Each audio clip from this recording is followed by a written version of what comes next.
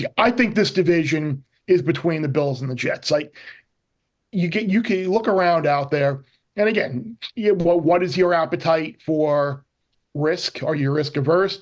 Are you willing to take a little bit of a chance? Like you could, if you in theory, if you think it is the Bills and the Jets to win this division, you can get the Bills at plus 180. You can find the Jets at around plus 190, 200, and you can, as long as one of them win the division, you kind of locking up 28, 30% on your money because you're basically creating a pseudo type R because you think it's an either or scenario. So of those two teams, Jeff, who do you prefer to win this division, the Bills or the Jets?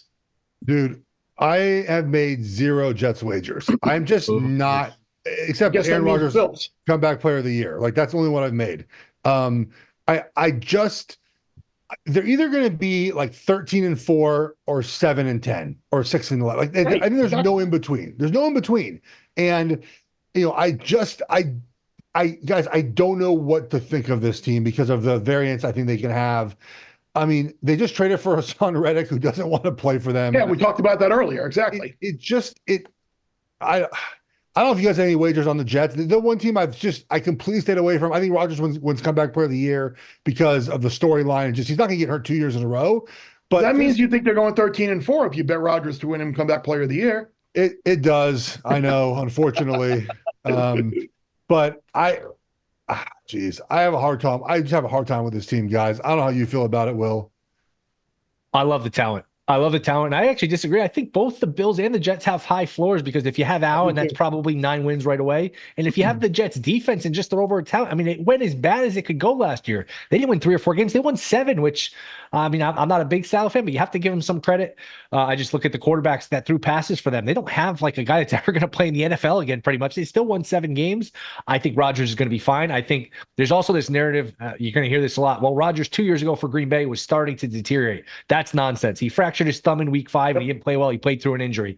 I think he's got more left in the tank than people think. I think he's smart. I think look, he's a polarizing figure because of what he does, what he says off the court, off the field. I have no interest in that stuff. I just care about the football player. Look, the Jets traded for the football player. Unfortunately, so far they've got, the GM, the guy who comments on social issues, the guy who has, opinions on everything. Once he gets on the field, he's tremendous. He's got a great team around him. He's got a defense. I think the sky is the limit. I would not be shocked at all. They're going to be my pick to come out of the AFC. I think they're going to the Super Bowl.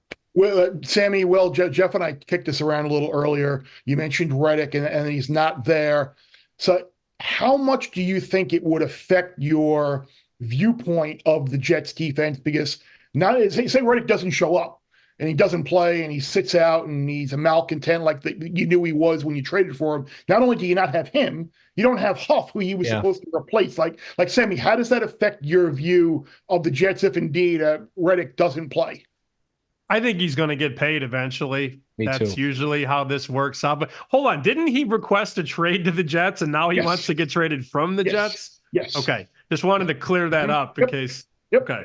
Also wanted to clear up Jeff Schwartz, no Jets bets except for a Jets bet that he followed up with. Yes. Yeah, I forgot about that one. I did make that one. It's on Just ironing out the facts here. I was looking at my sheet. It is there. Yes. So I am not too fazed by it because I think he gets paid. In fact, the first bet I made when I got to Vegas at Circa was I went the exacta both ways, Eagles over Jets, Jets over Eagles. Average price was like 125 to 1. I think that's a decent play given the value. That will be the toughest Super Bowl ticket ever if it's Jets Eagles. Bear Bets full episodes drop twice a week right here on the Bear Bets YouTube channel. Remember to subscribe to stay ahead of the odds and let's celebrate all of our wins together.